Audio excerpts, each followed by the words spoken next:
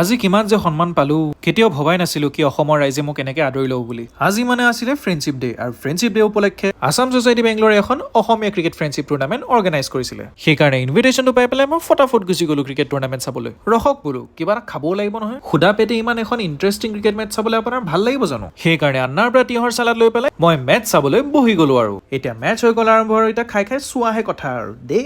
আৰু খেল চলি থকা মাজতে দেখিলো প্লেয়াৰ এজন পিছল খাই পেলাই ইনজৰ্ড হৈছে অলপ। মানে মেচখন আৰম্ভ হোৱাৰ আগতে অলপমান বৰষুণ দিছিলে, সেইকাৰণে গ্ৰাউণ্ডখন তিতি থকাৰ কাৰণে আই গেছ পিছল খালে অলপমান। চিন্তা নকৰিব আৰু ফিজিঅ যদি আহি গ'ল তেওঁ ভাল হ'ব আৰু এতিয়া। And now we are back to the game again. খেলখন কিন্তু তাগৰা হৈছিল দেই, চাই কিন্তু বঢ়িয়া লাগিলে। আৰু এইফালেও পেভিলিয়নত ফুল জছত আছে মানুহবোৰ। এতিয়া প্লেয়াৰবোৰে এটা ইনিংছ চেছ হৈ পেলাই ড্ৰিংকছ ব্ৰেক আৰম্ভ হ'ল। প্লেয়াৰবোৰে খাই থাকিলে মই কি চাই থাকিম নেকি? সেইকাৰণে ময়ো বাদাম চেক এটা মাৰি ললো। আৰু এতিয়া খেল হৈ গ'ল আকৌ আৰম্ভ, আৰু অলপ টাইম ধৰি পেলাই এখন ইণ্টাৰেষ্টিং মেচ হোৱাৰ পিছত এতিয়া আছিলে টাইম প্ৰাইজ চেৰিমনিৰ। চবেই বাৰু বৰ বঢ়িয়াকে খেলিলে দেই, আৰু যোনবোৰে আৰু বঢ়িয়া খেলিছে তেওঁলোককো বৰ বঢ়িয়া প্ৰাইজবোৰ দিয়া হ'ল। আৰু এইটো হৈছে অসম ৱাৰিয়ৰ্ছৰ টিম যোনে ফাইনেল জিকিলে। এতিয়া খেলক বিদায় দি পেলাই মই ওলাই গলো বেলেগ এটা জেগালে। সন্ধিয়া হৈ গ'ল, সেইকাৰণে ভাবিলো চাহ অকণ মাৰি আহো বুলি। দিয়ক পিছে মোৰ এতিয়া ভোক লাগিছে, অলপমান খাই লওঁ। চ' লগ পাম নেক্সট ভিডিঅ'ত, তেতিয়ালৈকে বাই বাই।